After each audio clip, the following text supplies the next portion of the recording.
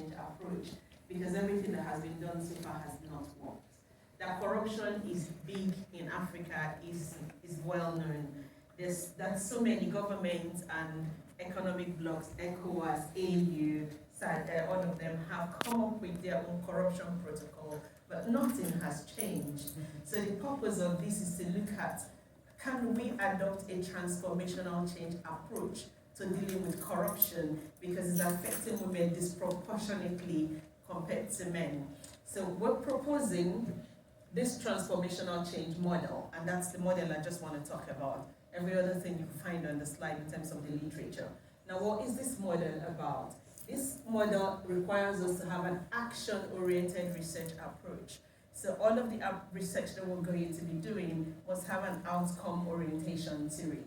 And then come up with policy implementation practitioners within the community. So far, the policies are there. Implementation has been a problem. So can we have dedicated implementers to be able to implement these policies to be able to aid women? Then community activists, mostly women. The problem that we have now is that the people, if we look at the framework we're going to talk about, the incumbents in this corruption framework, the regime actors in the corruption framework, we look at the legal system, the justice system, the cultural systems, the political systems. All of them are incumbents in this corruption framework. What can we do to dislodge them? In order for us to be able to shake things, then we'll have to stop doing things we were doing and introduce some new niches, some new activities into this landscape to be able to dislodge them and move things around. And one of the ways we can do this is by moving from paperwork, like we do in Africa, and moving into more of the technology space. This again is where technology comes in. Move away from traditional way of doing things, introduce a lot of technology into this framework to be able to dislodge them. We know that the policy makers are mostly men. The policy implementers are mostly men. And some of these issues that affect women, for instance, let's take the justice system. If you have a problem with a bank or with some organizations as a woman entrepreneur, you go to the justice system, sometimes your paperwork might just disappear because they want something from you that you are unable to provide. And so we now have a high issue of sextortion in Africa. It's no longer extortion because women have no money to give. So the only thing they have to give is their bodies. And so they're being extorted sexually in order for them to even have justice for issues that they have. Also within the cultural system, we talked about patriarchy earlier on. So you're going back to the people who are perpetrating this corruption in order for you to get solutions from them. Same thing with the political system. So how do we dislodge them?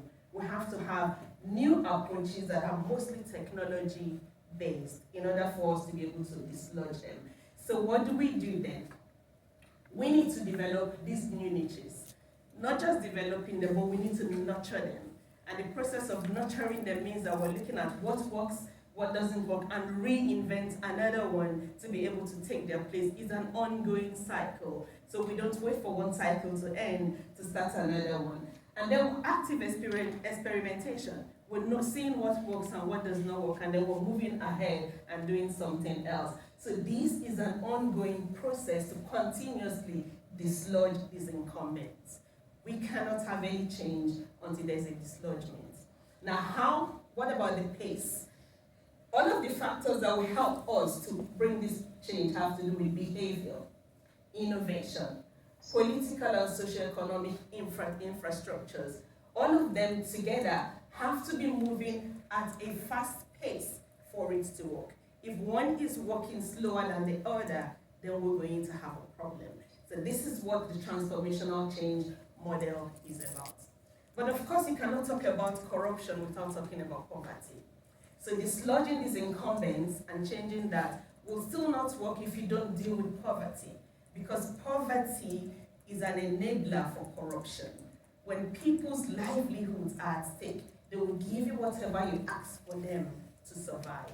So this is where policy comes in, for the government to be able to do something about poverty. And every time I think about poverty and corruption, this is a picture that comes to mind. Imagine trying to kill a lion with a stick. So we need political willpower, and also we need some backbones from all of us to be able to do this, because women are disproportionately affected by corruption. And if we do all of these things that we're talking about for them, and we don't deal with corruption, we still won't move forward. It's like what Joan was saying, we've done so much, but there doesn't seem to be any result.